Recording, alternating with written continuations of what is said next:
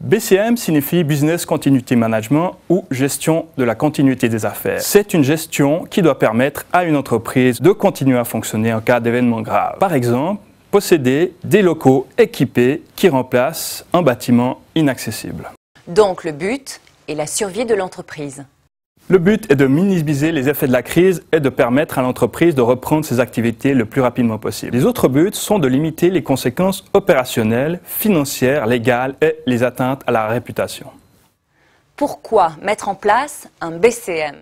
Les accidents et les crises n'arrivent pas qu'aux autres. Une société sur 5 a fait face à un incident majeur ces 5 dernières années. Sans BCM, les entreprises n'auraient pas survécu à une catastrophe. D'autres raisons? Une société industrielle va demander à ses sous-traitants d'avoir un BCM pour un approvisionnement plus sûr. De même, un fonds institutionnel va préférer une société financière qui possède un BCM. Une autre raison est d'évaluer les faiblesses et les menaces de l'entreprise.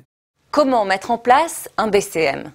Il faut premièrement que la direction s'engage, que les objectifs soient clairs et qu'il y ait un comité de pilotage. Quelles sont les autres étapes importantes de cette mise en place?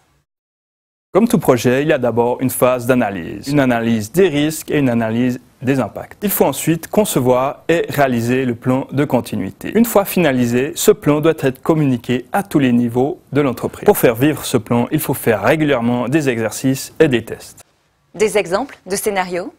Les exercices les plus communs sont ceux d'une épidémie ou ceux liés à la perte d'une infrastructure suite à une inondation, un incendie ou un attentat. Il n'est pas nécessaire de faire beaucoup de scénarios, mais plutôt des scénarios qui sont en relation avec les activités de l'entreprise. Par exemple, une société active dans le luxe fera un scénario qui comprendra une crise réputationnelle. Une banque privée, une crise liée à un vol de données sensibles.